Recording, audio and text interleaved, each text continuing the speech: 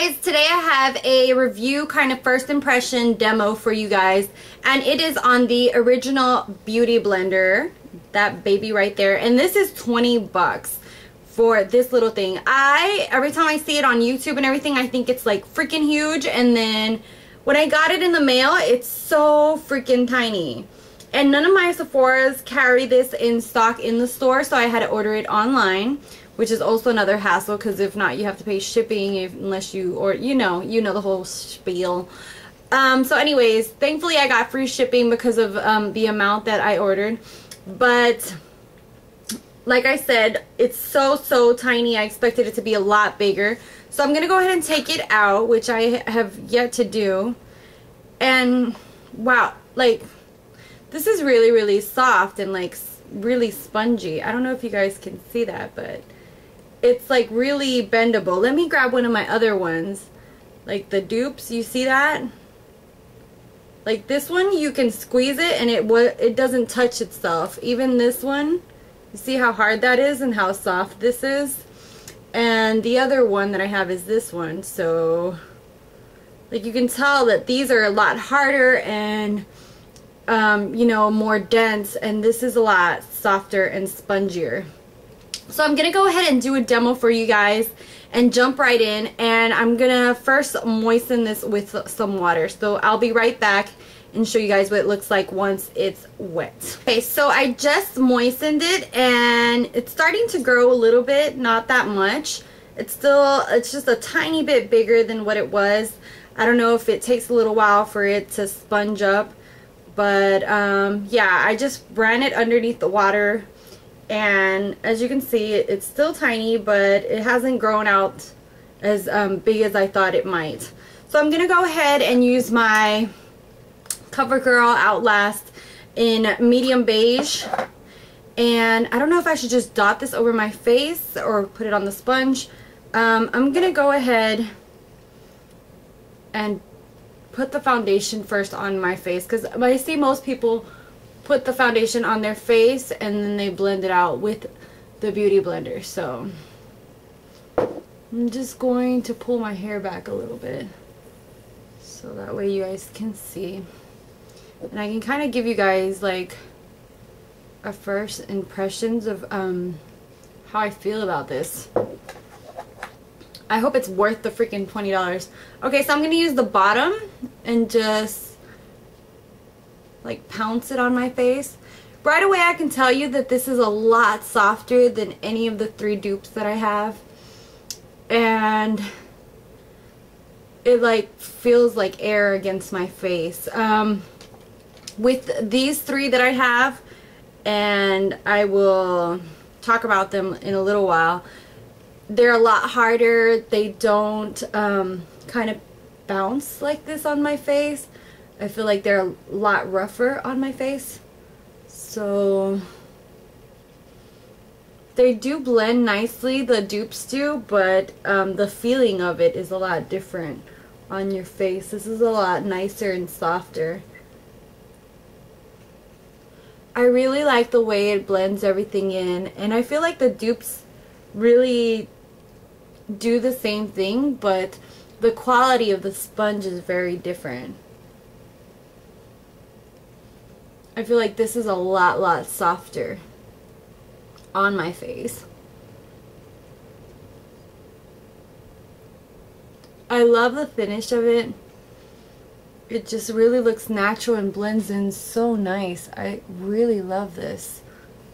Next I'm going to add some concealer and see how it works with my concealer. I'm just going to add some of my Rimmel, what is this, Match Perfection, underneath my eyes. And then this time I'm just going to use the tip of it just because of the area I'm working in. Oh my god, this feels so nice underneath the eye, which is something that doesn't, I don't really use the other ones to blend underneath my eyes because of how hard they are against my skin, even when they're wet. So I totally understand where people say that the other ones aren't dupes for this Beauty Blender. So I'm going to go ahead and do an overall impression of the Beauty Blender and then compare it to the 3 Beauty Blender dupes that I have. Okay, the Beauty Blender to me just blends everything in nice and seamless. It gives you a really nice coverage. I am in love. Like, I seriously love it. I love the way it feels on the skin. It has like this really nice soft pouncy feeling to it, and so for the under eye area it's really, really nice, and even for your face. That being said, I have the Cynthia Rowley one, and I'll hold it up to the Beauty Blender so you guys can see it. As you can see, this one has a different shape, but this one is harder, and it's made of a different material. I have the Revive one, and this one's a little bit smaller than the Beauty Blender, but likewise, it's made out of a more rougher material. And let me see if this says what kind of material. No, it just says sponge. And then last I have the Beta Beauty one. And this one again has a different shape and it's more or less the same size. With these 3, I would say that the material is a completely different, rougher material than the Beauty Blender. So being a dupe, it's not really a dupe, because the material that this one is made out of is like 100%, like 180 different from these 3. This is more of a regular sponge material, and this is, I have no idea what the hell this is, but it is literally kind of like this, not like a makeup sponge, it's like a softer, I don't know, it's like it's a sponge, but it's not as rough and hard. I don't know how to explain it, but this is like what your regular cheap makeup sponges are made out of, and this one is more like a new high grade sponge that's really soft and squishy and just awesome. I don't know if that made sense, but that's the way I'm gonna describe it.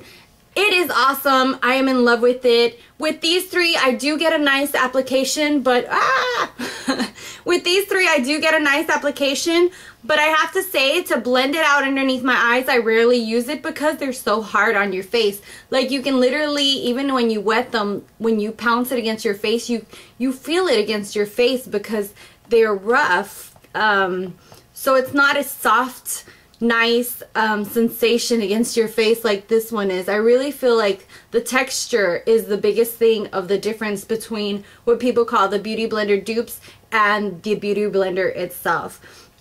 Is it okay? So is it worth the $20? If you are a beauty junkie and you really like seamless makeup and you're willing to dish out the money, I think it really is worth the money. I really like the way it feels on my skin. I like the way it blends out.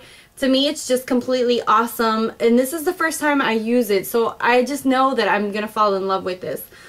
These, on the other hand, they do give a nice application. They are a cheaper sponge that you can use to get a natural look to your makeup, but I feel like they're not as high end as this. You know what I mean? It's like buying an e.l.f. brush an e.l.f. crease brush compared to, I don't know, like a MAC 217. You know what I mean? Like, the quality might not be there completely.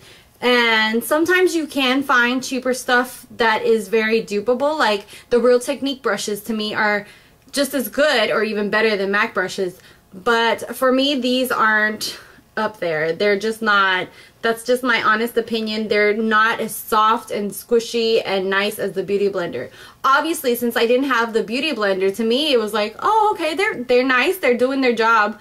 But now that I have the Beauty Blender and I can literally compare them and feel the texture on my skin, there's nothing like this. So let me know what you guys think. Let me know if I'm kind of like on the same path as you guys, if you guys have the same feelings, or if you feel like these are really, really, you know, basically the same thing. To me, the biggest thing is, like I said, the texture. This is really, really soft and nice on the skin, while these are a lot rougher. So that is my review and comparison for you guys. I hope you guys enjoy it, kind of get some information out of it, and let me know what you guys think about the Beauty Blender and its dupes and what your thoughts and feelings are. So thank you guys so much for subscribing. Take care. Until next time. Bye.